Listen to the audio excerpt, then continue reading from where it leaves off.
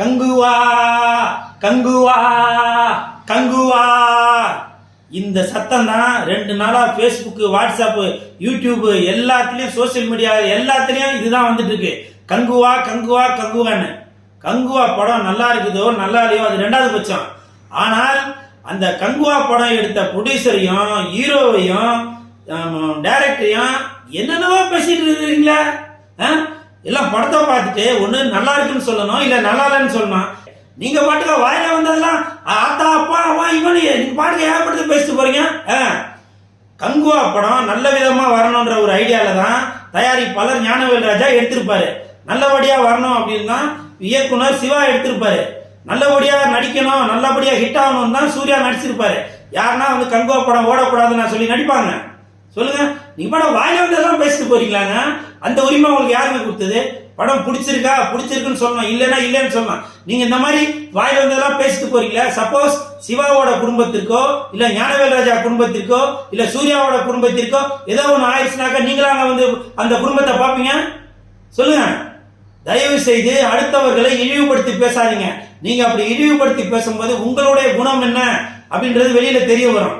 புரியுதுங்களா? நம்ம வந்து ஏதோ பந்தாக்கு ஜாலியா கலாச்சி பேசிட்டோம் அப்படின்னு நினைக்காதீங்க. உங்களுடைய குணம் என்ன அப்படின்றது அடுத்த ஸ்டேட்டுக்காரங்க பார்ப்பாங்க, அடுத்த நாட்டுக்காரங்க பார்ப்பாங்க.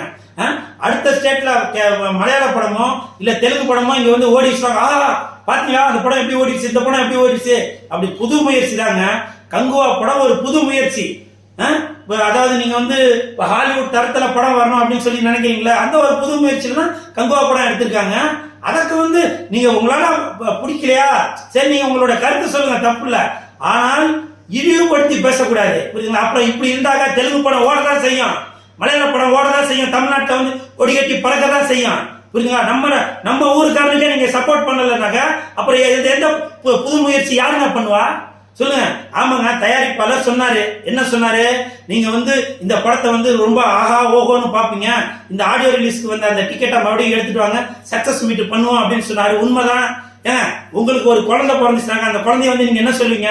என் பையன் பெரிய ஆள் ஆகி டாக்டர் ஆவா, இன்ஜினியர் ஆவா, கலெக்டர் ஆவா அப்படின்னு தானே சொல்லுவீங்க. அந்த ஒரு மாதிரி தான் நான் எடுத்திருக்க படம் வந்து நல்ல பெரிய அளவில் பேசப்படணும்னு சொல்லியிருக்காரு. யாருன்னா பிறந்த குழந்தைய ஐயா இது உருப்படாது, நாசமா போயிடும், திருட்டு பிள்ளையா வரும், இப்படியா சொல்லுவாங்க? அந்த மாதிரி தாங்க பல கோடி போட்டு கங்குவா படத்தை எடுத்திருக்காரு. அதனால தயாரிப்பாளர் அந்த ஒரு ஆர்வத்துல சொல்லிட்டாரு. அதே மாதிரி சூர்யா சொன்னாரு இந்த படத்தை வந்து ஆன்னு வாயை பொழந்து பாப்பீங்க அப்படின்னு. இது எல்லாமே ஒரு புது முயற்சி தாங்க. உங்களுக்கு பிடிக்கலன்னு சொல்லுங்க, தப்பு இல்ல. அதை விட்டுட்டு நீங்க அவங்களோட குடும்பத்துல உள்ளவங்களாம் திட்டுறீங்களா? நீங்க உங்க வீட்டுல எடுத்துங்க, ஒரு நாளைக்கு வந்து குழம்பு சரியில்லைன்னா உடனே நீங்க உங்க அம்மா திட்டுவீங்களா? ஒரு தூய்மை எடுத்து சரியில்லைன்னா உடனே உங்க அப்பா அந்த மாதிரி அசியசியமா திட்டுவீங்களா? அக்கா தங்கச்சியில திட்டுவீங்களா? சொல்லுங்க. ஏதோ தவறு நடக்குது, அது சகஜம் தான். அது சவுண்டு ஜாஸ்தியா தான் இருக்கு அப்படி எல்லாருமே தான் சொல்றீங்க. வாஸ்தவம் தான். இப்ப கம்மி பண்ணிட்டாங்கல்ல. நீங்க பாட்டுக்கா வீடியோல அதை இதுன்னு பேசி விட்டு போனது அடுத்த ஸ்டேட்டுக்காரன் காரி துப்புற அளவுக்கு வந்துருச்சு. இப்போ எனக்குலாம் அவ்வளவு ஒரு மன வேதனையா இருக்கு இந்த மாதிரி நீங்க பேசியிருக்கிறது.